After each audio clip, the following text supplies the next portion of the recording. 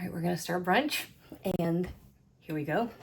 Most of the kids are home this weekend, so I thought it was time for a little treat. And Ricky and Kinsley especially are kind of French toast fiends. And then Joey would just about kill you for a cinnamon roll. And so I was poking around online, and I kept finding these recipes for cinnamon roll casseroles, which I thought, now there's an excuse. Let's do that. For years, I have made this French toast casserole, is what they call it. It's not really a French toast casserole. I don't know how you make a French toast casserole, to tell the truth. It's really a custard poured over bread and baked. I mean, I guess you could call that French. It's an excuse, really, to make kind of a bread pudding is what it is. And I guess this is the same thing. You're just using cinnamon rolls as your base. So this is a dessert for breakfast. So brunch, there we go. But it is decadent and fabulous and delicious. And you can get away with it every once in a while. This is great for a holiday or a reunion, or just like, you know, my excuse is the kids are home. So if you're trying to be everybody's favorite person, this is when you knock this out. So this is just 2 cans of cinnamon rolls. Splurge a little bit, get the good ones, and cut them into quarters.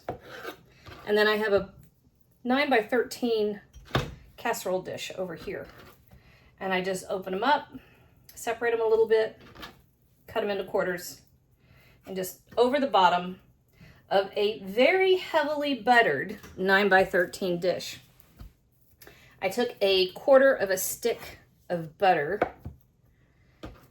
and squished it all over the bottom of my dish. Now you got a couple choices for your dish. You can use a regular 9x13 casserole dish, or this one is a cast iron dish, which I like a good bit. I like how hot it gets. I like how it poofs in the middle. Or you can use a 10-inch cast iron skillet. I need to wash my hands. Hang on a minute. I just told you a big fat lie. It's a 12-inch cast iron skillet. I had to think about that for a second. The 9x13 casserole dish has the same volume. It will contain the same volume as a 12-inch cast iron skillet. Okay, so let's make our little custard. Kinsley's trying to send me signals over here, and she's terrible because she... I'm leaving. I love you. I love you too. I just didn't want to interrupt. All right, 4 eggs.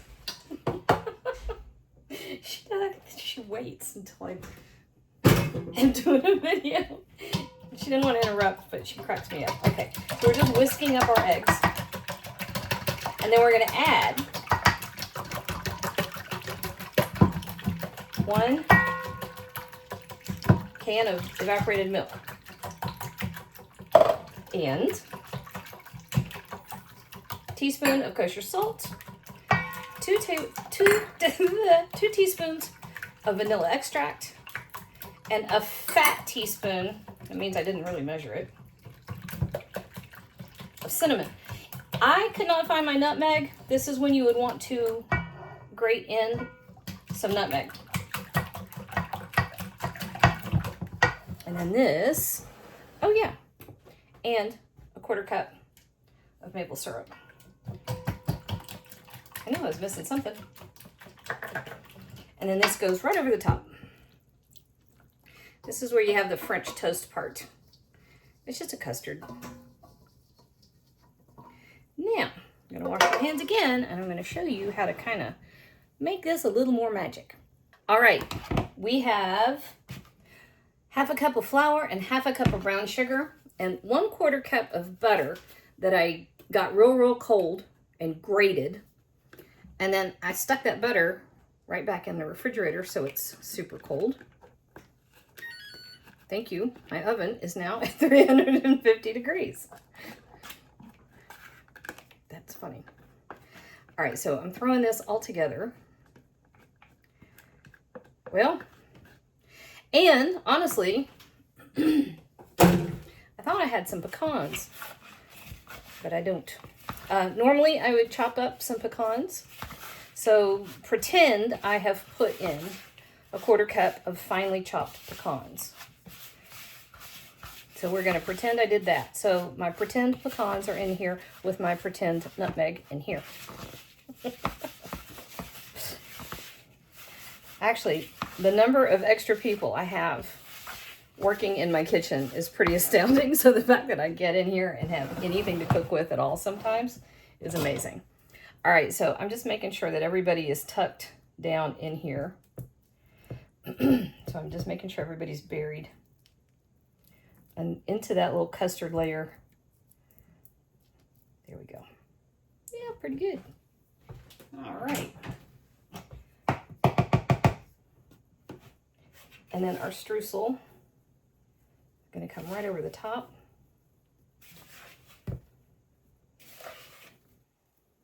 That just kind of elevates it a little bit.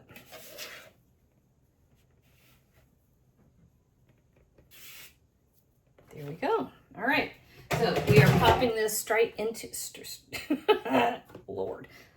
Sometimes my own accent even astounds me. Okay, straight into a 350-degree oven.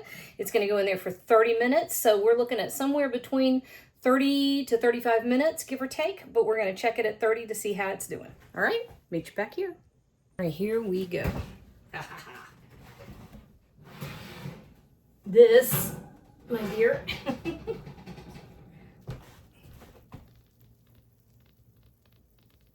it's talking. It's not talking quite as loud as most of them do, but it's talking.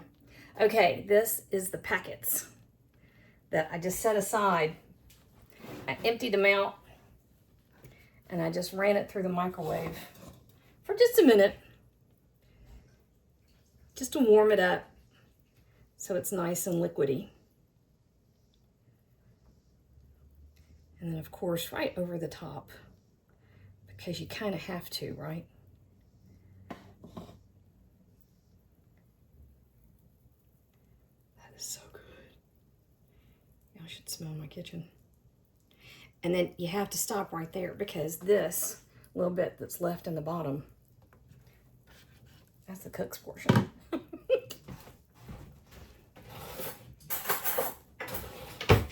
That's the part I get to have. I get something for doing all this, right? Oh my God. I'm gonna sneak this a little bit out this corner. That is just like perfect, fluffy, beautiful, ooey gooey cinnamon roll. You know y'all want a bite.